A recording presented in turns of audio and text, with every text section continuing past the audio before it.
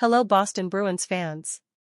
It's a great pleasure to welcome you to our news channel, where we provide up-to-date first-hand information about the Boston Bruins. We are committed to sharing only true, high-quality news with our followers. Don't miss the latest and most up-to-date Boston Bruins news, posted daily here, by subscribing to our channel. What does the future hold for the Boston Bruins and Pittsburgh Penguins? That question comes up surprisingly, considering the Boston Bruins have just come off a dominant regular season, setting NHL records with 65 wins and 135 points, besting the 1976-77 Montreal Canadiens. However, the team was shockingly eliminated in the first round of the playoffs by the Florida Panthers, who went on to reach the Stanley Cup Finals. In the Stanley Cup playoffs, we often witness upsets and surprises, due to the inherent volatility and unpredictability of our low-scoring sport. It would be unwise to attribute the Bruins' first-round defeat to something deeper. They faced a Sergei Bobrovsky in excellent form, and the goaltender they relied on during the regular season failed to live up to expectations in the decisive moments.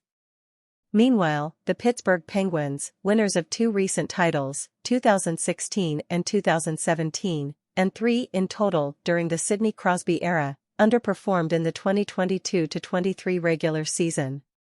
Not only did they fail to make the playoffs, they ended the year with a negative goal difference. Disappointed with these.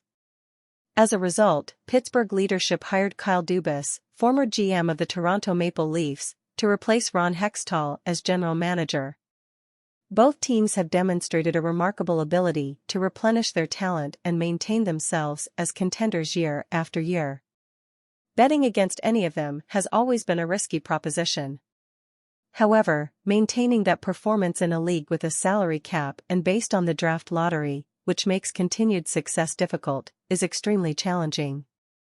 Already leave your like in this video, because it is very important so that you don't miss any news from the Bruins, which we will post on this channel at any moment. Thank you.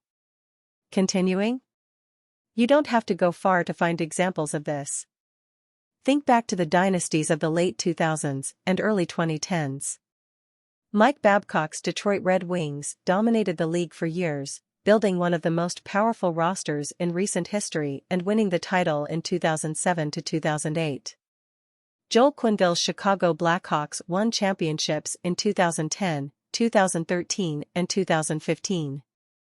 Darryl Sutter's Los Angeles Kings lifted the cup in 2012 and 2014. Meanwhile, the San Jose Sharks were a steady force but couldn't overcome the final challenge. For a long time, a handful of teams consistently occupied the top places in the standings. However, all these dynasties came to an end, and often quickly. Whether due to salary cap pressure, core aging, or other factors, all franchises follow a life cycle.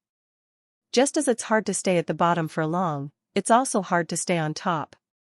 When considering the performance of these teams over the years, it's important to look at trends in the dynasties compared to Boston and Pittsburgh specifically. It's wonderful to have you here. I am extremely happy with your presence and would love to hear your opinion in the comments, so that we can together expand our knowledge of Boston through this channel. Sharing knowledge is essential, so I would be very grateful if you would subscribe to our channel, allowing us to reach even more fans. With your help, I feel motivated to post videos daily and keep it constantly updated. By subscribing, you will receive notifications whenever a new video is published. Thank you immensely for your support.